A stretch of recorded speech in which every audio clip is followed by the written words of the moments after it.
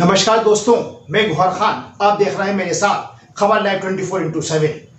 आज हम बात करेंगे वर्तमान में सर्वाधिक हॉट फेवरेट राजनीतिक मुद्दे के संदर्भ में। जी हाँ, जो मध्य प्रदेश में उपचुनाव की तिथि नजदीक आ रही है, उपचुनाव की सरगर्मियां बढ़ती जा रही हैं, वैसे वैसे एक बार फिर भगवान राम की भी पॉलिटिकल परिदृश्य में एंट्री हो गई है। भारतीय जनता पार्टी का कहना है कि भगवान राम को लेकर उनके भारत के जनमानस के बीच उन्होंने एक अलग तरह की अलग जगाई एवं राम मंदिर आंदोलन भारतीय जनता पार्टी की झलक है। वहीं कांग्रेस का कहना है कि भारतीय जनता पार्टी भगवान राम को केवल अपने राजनीतिक लाभ के लिए उपयोग करती रही। वास्तव में अयोध्या में राम मंदिर का ताला पूर्व प्रधानमंत्री राजीव गांधी द्वारा खुलवाया गया और पूर्व प्रधानमंत्री राजीव गांधी की मंशा थी कि भारतवासियों को भव्य राम मंदिर के दर्शन हों। हालांकि भारतीय जनता पार्टी और कांग्रेस दोनों ही अपने अपने स्तर पर अपने व्यंग बाणों से एक दूसरे को आहत करने की भरपूर कोशिश कर रहे हैं और दोनों के ही बीच वर्तमान में मर्यादा पुरुषोत्तम राम के हक को लेकर द्वंद्व छिड़ी हुई है। इसी संदर्भ में आज हमारे बीच दो खास मेहमान हैं। प्रदेश भारतीय जनता पार्टी के सदस्य विचारक श्री गिरधीर एवं आगामी उपचुनाव के संदर्भ में मेघांव विधानसभा सीट के प्रबल कांग्रेस प्रत्याशी व वरिष्ठ जन श्री कृष्णा शुक्ला। आइए हम दोनों ही खास मेहमानों से इस संदर्भ में बात करते हैं कि भारतीय जनता पार्टी और कांग्रेस मर्यादा पुरुषोत्तम श्री राम को लेकर क्या सोचती है। कांग्रेस पार्टी का जो राम भक्ति दिखाने का जो सिनेरियो भी पूरा आप देख रहे हैं, ये तो वो पार्टी है जो कहीं ना कहीं पूर्व प्रधानमंत्री जी श्री राजीव गांधी को भी नहीं मानती है। क्योंकि राजीव गांधी जी ने अगर ताला खुलवाया था राम मंदिर का, तो इन्होंने ही तो इनकी पार्टी की तरफ से हलफनामा पेश किया था, जिसमें इन्होंने कहा था कि राम जो है वो काल्पनिक है। तो अभी जो चुनाव आ रहे हैं, ये जो 25-26 सीटों पे उपचुनाव है, इसको देखते हुए ये पूरा सिनेरियो क्रिएट किया जा रहा है। ये राम भक्ति अभी जाग रही है। अगर इतने ही बड़े भगवान की भक्ति इनके अंदर है और चुनाव का ये सिनेरियो नहीं है, तो इनके पूर्व राष्ट्रीय अध्यक्ष जी भी तो कैलाश पर्वत की तरफ मंदिरों में और इस तरफ दिखे थे पूजा अर्चना करते हुए। उसके बाद में सिर्फ चुनाव के टाइम पे क्यों वो राष्ट्र भक्ति के साथ साथ राम भक्ति और भगवान की भक्ति याद आ जाती है। अगर ये चुनाव का सहारा ना लेते तो इनके पास जनता को दिखाने के लिए कुछ भी नहीं है।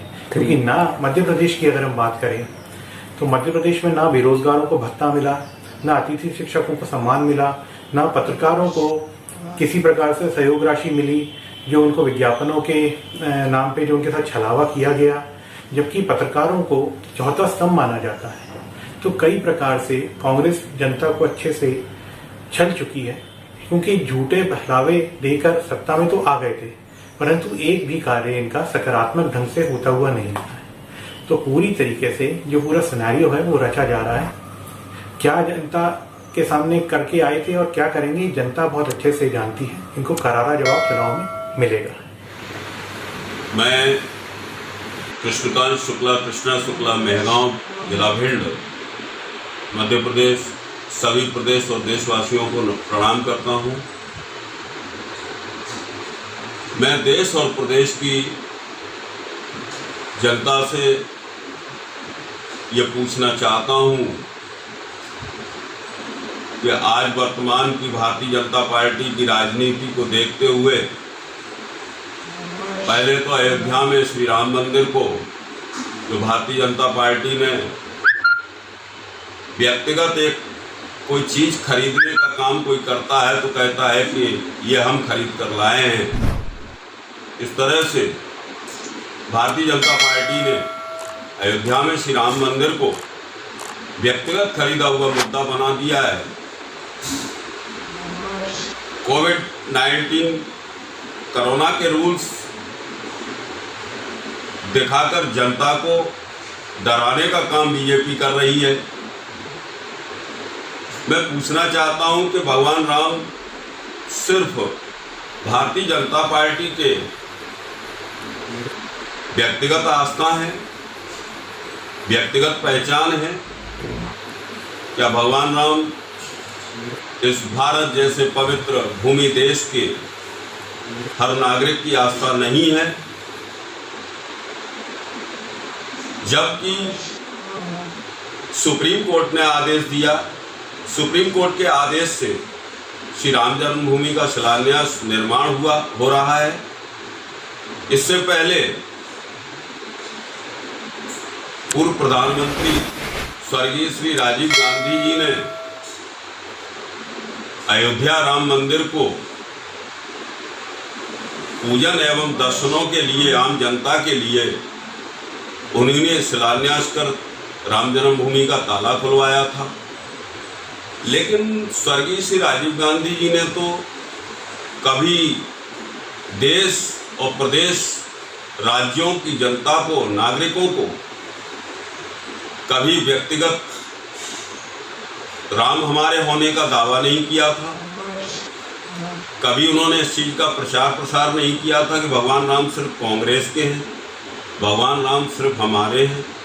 उन्होंने तो देश के हर नागरिक के लिए भगवान राम जन्मभूमि का ताला खुलवाकर वहाँ उनकी आस्था को नया रूप देने का काम किया था। आज मध्य प्रदेश की बात करूं मैं तो 22 तारीख से और 24 तारीख तक, जबकि मध्य प्रदेश की सरकार, भारतीय जनता पार्टी की सरकार ने कोविड-19 को, कोरोना को लेकर अभी पूर्व में ईद का, मुस्लिमों का त्यौहार निकला, उसमें ईद ना मनाने के लिए कोरोना का रूल्स और कानून का डंडा दिखाया गया। रक्षाबंधन पर, हिंदुओं के त्यौहार पर कोरोना के रूल्स और डंडा दिखाया गया। फिर आगामी गणेश पंडाल, अभी जो वर्तमान में गणेश पंडालों को रोकने का कानून का डंडा दिखाया गया। मैं भारतीय जनता पार्टी से पूछना चाहता हूं कि आप इस तरह से देश और जहां जहां जिन राज्यों में भारतीय जनता पार्टी की सरकारें हैं वहां जनता के मत को कुचलने का प्रयास ना करें। मैं देश की जनता को भी ये प्रार्थना करके अवगत कराना चाहता हूं कि आज देश में वर्तमान भारतीय जनता पार्टी की राजनीति को बारीकी से देखकर उनकी गलत नीतियों का विरोध करें, क्योंकि भारतीय जनता पार्टी हर जगह कानून का डंडा दिखाकर हर समाज की धार्मिक आस्थाओं को कुचलने का प्रयास कर रही है। और उनका 22 से 24 तारीख तक अभी ग्वालियर और चंबल संभाग में जिस तरह से कार्यकर्ताओं की सदस्यता अभियान चला, उसमें दूर दूर तक कई जिलों से हजारों की तादाद में कानून का, प्रशासन का दुरुपयोग कर निजी बसों से हजारों की संख्या में कार्यकर्ताओं को ग्वालियर बुलाया गया, जहां पर कोरोना का रूल्स लागू क्यों नहीं किया गया।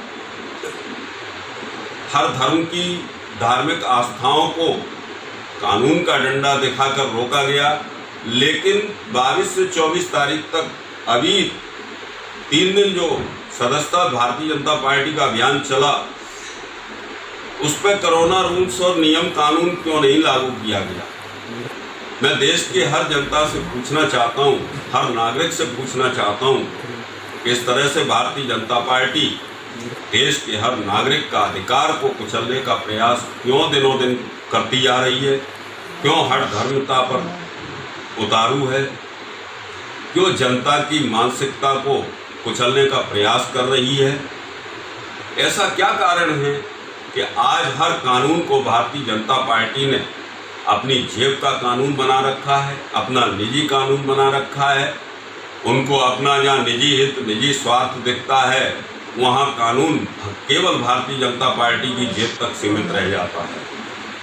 और जब आम जनता की बात आती है, आम जनता के हर धर्म के, समाज के लोगों की धर्म की आस्था का प्रतीक जब कोई पर्व आता है, उस समय भारतीय जनता पार्टी देशव्यापी कानून और प्रशासन का नाम लेकर, कानून का भय दिखाकर हर जाति धर्म की आस्था को रोकने और कुचलने का प्रयास क्यों करती है। 22 से 24 तारीख तक ग्वालियर चंबल में, ग्वालियर जिले में सभी संभाग, दोनों संभागों के हजारों की तादाद में जो कार्यकर्ताओं को बुलाकर सदस्यता अभियान कराया गया, जिसमें भारतीय जनता पार्टी ने खुद ये कहा है कि 3,500 भारतीय जनता पार्टियों ने, 3,500 कार्यकर्ताओं ने भारतीय जनता पार्टी की सदस्यता ली है। मैं पूछता हूं कि जहां 3,500 लोग इकट्ठे हुए वहां कोरोना रूल्स चला होगा? बाकी उनके वीडियो आम जनता ने देखे हैं कि वहाँ कोरोना रूल्स का कितना अच्छे से पालन हुआ है। मैं पुलिस और प्रशासनिक वरिष्ठ अधिकारियों से जानना चाहता हूँ कि भारतीय जनता पार्टी ने सरकार का दुरुपयोग कर आपकी आंख के नीचे, आपकी नज़रों के सामने कोविड-19 कोरोना के रूल्स को कितनी बुरी तरह से तोड़ा और मरोड़ा है। क्या प्रशासन की आंखें नहीं थी? क्या प्रशासन के पास कोई कानूनी अधिकार नहीं थे? या प्रशासन भारतीय जनता पार्टी की एक कठपुतली प्रशासन बन के रह गया है? आम जनता से मैं अपील करता हूं, सभी देश और प्रदेशवासियों को हर पर्व की शुभकामनाएं देता हूं। भारतीय जनता पार्टी कितना भी प्रयास कर ले किसी भी धर्म के धार्मिक आस्था को कुचलने का, ठीक है, कानून का डंडा धार्मिक आस्थाओं पर रहेगा। आम नागरिक अपनी अपनी श्रद्धा और आस्था से उसको डर के, सहज के, सहम के मनाएगा। लेकिन भारतीय जनता पार्टी का जो दृश्य आज देश के अंदर चल रहा है, उसको भारत का हर नागरिक, हर जाति धर्म का व्यक्ति बड़े गौर से, बड़ी बारीकी से देख रहा है, जो आगामी भविष्य के लिए, देश के लिए एक अच्छा प्रतीत होता मालूम नहीं होता है। भारतीय जनता पार्टी से मैं कहना चाहूँगा कि सुधर जाएं, धार्मिक आस्थाओं को कुचलने का प्रयास ना करें, आम जनता की आस्थाओं को कुचलने का प्रयास ना करें। जय हिंद, जय भारत। श्री गिद्धि एवं श्री कृष्णकांत शुक्ला, आप दोनों का ही बहुत बहुत धन्यवाद। हमारे दोनों ही मेहमानों ने अपने दमदारी से अपने अपने तर्क रखे एवं भगवान राम के प्रति अपनी अपनी मंशा को जाहिर किया। निश्चित रूप से जैसे जैसे मध्य प्रदेश में उपचुनाव की सरगर्मियां और बढ़ेंगी, भगवान राम का मुद्दा इस राजनीतिक सरगर्मी में और उबाल पैदा करेगा। आपको हमारी ये खबर कैसी लगी? नीचे दिए हुए कमेंट बॉक्स में अपने राय अवश्य दें एवं अभी तक जिन लोगों ने हमारा चैनल को सब्सक्राइब नहीं करा है, वह हमारे चैनल को सब्सक्राइब करें ताकि आपको सबसे पहले हमारी लेटेस्ट न्यूज़, लेटेस्ट वीडियोज़ पहुंच सकें, सबसे पहले आपको नोटिफिकेशन प्राप्त हो सके। सहयोगी अनुराग अग्रवाल के साथ खबर लाइव।